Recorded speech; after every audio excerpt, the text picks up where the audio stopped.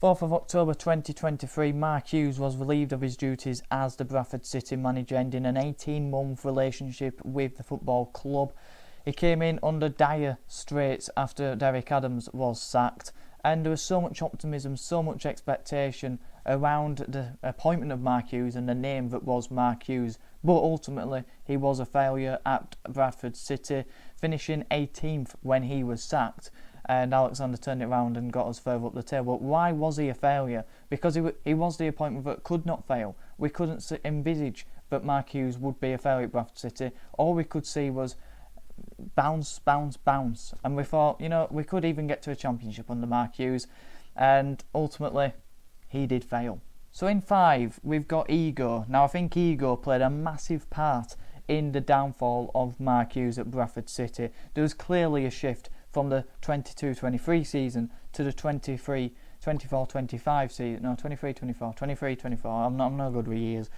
His demeanour in the press changed. His atmosphere towards the fans changed as well. When he came into the press interviews, he talked about how the fans need to basically shut up and be patient, and how we're overreacting. And he didn't seem to share the same enthusiasm that we saw when he first came in for those couple of months after Derek Adams was sacked in February, and then throughout the 22-23 season. We didn't see that same passion, the same enthusiasm, the same kick-ups on the touchline, the same roaring emotion that he seemed to have being the manager of Bradford City, which when he first came in, that's something we did question, that his mentality might not be that of a League Two manager. He might not have the passion to be a football manager again, having had, about 4 years out of football club management. So they were all things that were levelled against him, and when he first came in that first year or so, we just forgot all about that, because he was passionate, and you could tell that he wanted to be at the football club. And at the start of the season, that all changed.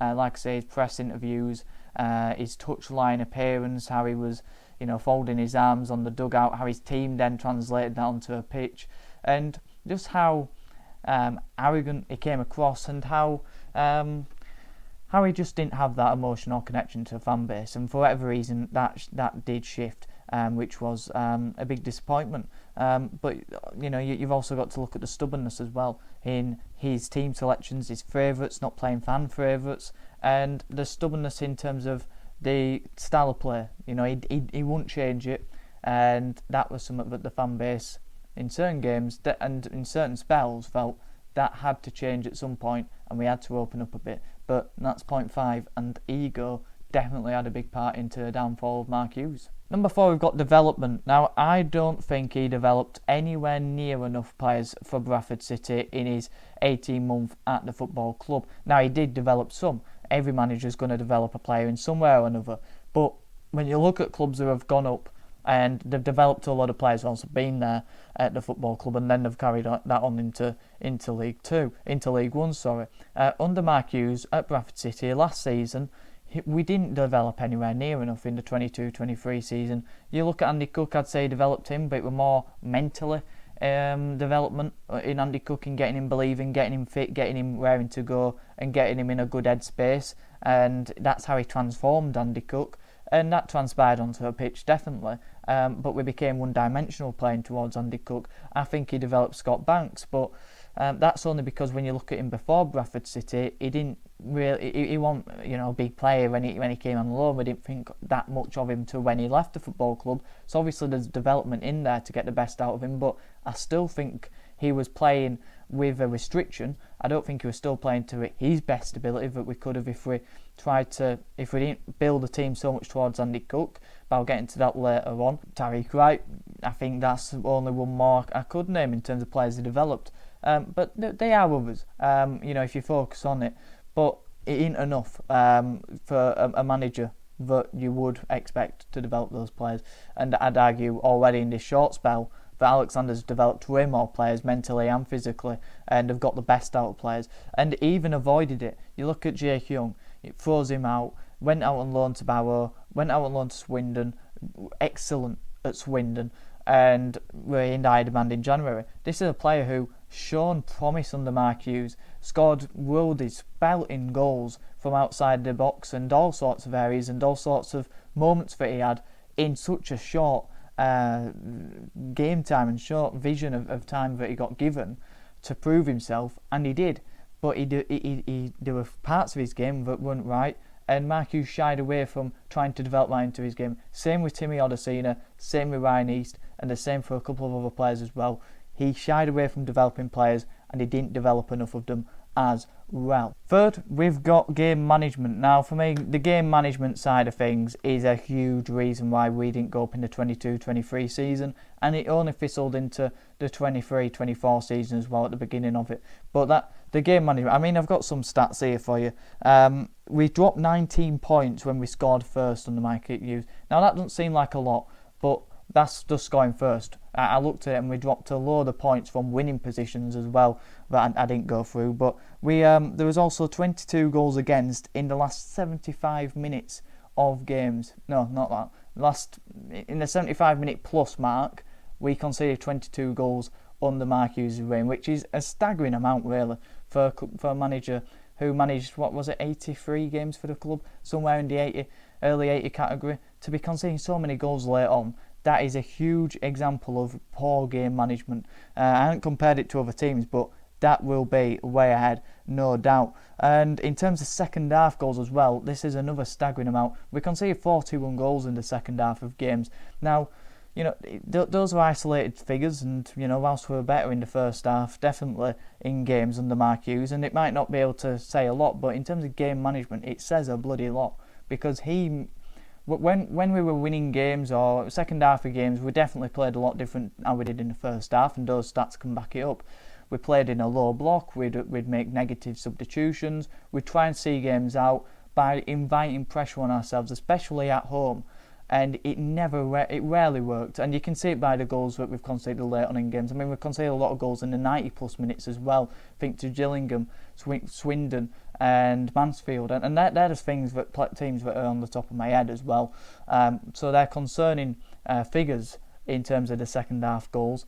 And when you watch it unfold, and you can see it always happening, and Mark Hughes never could, and that's another stubborn trait of his, another egotistical trait of his, but he never would change that, and we would always end up seeing games out and in that low block fashion, and not putting any pressure on the opposition, and it cost us countless of times. Second, it's recruitment. Now, the 23-24 summer recruitment video was sort of out a couple of days ago, maybe 3 days ago, depending on when this video's out. That video was out quite late as well. But that was a video that I'm not going to talk about too much, but that was definitely a massive part to the downfall of Hughes and why he failed at Bradford City. But over his time, in 2 summer transfer windows, he brought in, he got given 2 summer transfer windows, but I've added the 2 Januaries that he's got as well. 36 players he brought in. So, way more than others have got Bradford City, and you can definitely say those were all his players as well, and only 7 of those had call success. Now, I don't think I've added Jake Young. Well, I can say I put Jamie Walker, Tariq Wright, because when he was signed by Mark Hughes, he definitely was. He got the best out of him. Matty Platt, and even that, I wouldn't say Matty Platt suited his style of play. It was just a success under Mark Hughes, but I don't think he suited his philosophy, and it was an odd sort of a signing. JT, but I'm reluctant to do that because he was a successful signing for us, but I don't think he didn't start a game under Mark Hughes. Scott Banks as well, Womany Critchlow, Brad Halliday, but I suppose you could add Jake Young in there as well. But the only thing I didn't with Jake Young is Mark Hughes throws him out, and I've already spoke about the Jake Young thing in this video, which will go down as a big error from Mark Hughes, no doubt, in the fan base. And let me know your thoughts in the comments down below as well. I don't think I said that earlier on. Let me know if you agree. Let me know your top 5. If not, just let me know where you think Mark Hughes failed, and how you'd possibly rank him in former Bradford City managers. But this was an appointment that we thought we got right, and it couldn't go wrong, and quite clearly it did. Where you look at the midfield, I think the midfield was such a big problem for Mark Hughes, because when you watched us, we built from the back really well. We had a good progression from keeper to centre backs, and we were doing everything right in terms of the style that we wanted to implement that way. But then when it got to the midfield areas, you look at Smalls, you look at Gilead, and potentially Jimmy Walker in that category as well, but mainly the midfield too, it just broke down. they didn't have the composure, they didn't have the technical ability, and they didn't all round have the quality to possess a Mark Hughes possession-based side.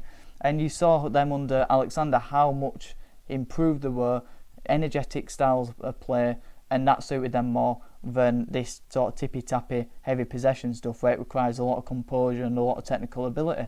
So that's an error from Hughes in himself by recruiting those players. He didn't recruit Gillier, but he did Smolden make him captain and play him in a way that he didn't play best in, and not then replacing that in his next summer window, because he then stuck with us two in the midfield again. And so when it breaks down in midfield, you build on from the back into the midfield, it breaks down.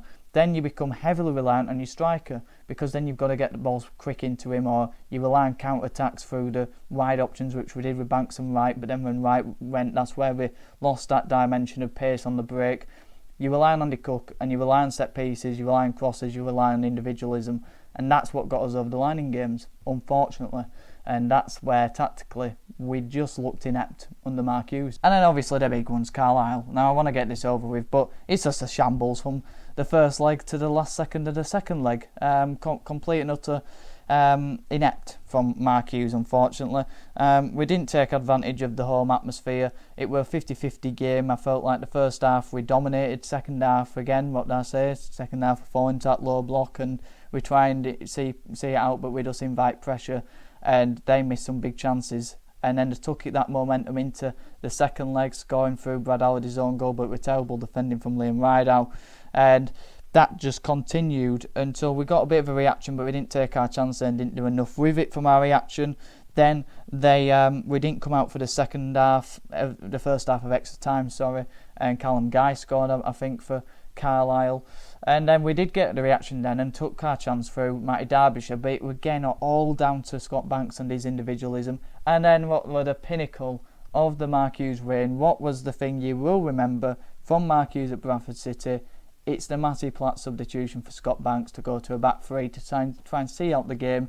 Then we concede from a cross where we didn't stop the cross or stop the header and allow a free header from a centre-back as well when we've got three of them in the box. And then because of that sub, we couldn't then go attacking, and we lost all rhythm and shape and ended up seeing the game rather pitifully because one stupid substitution trying to play for penalties, and that is what sums up the Mark Hughes era.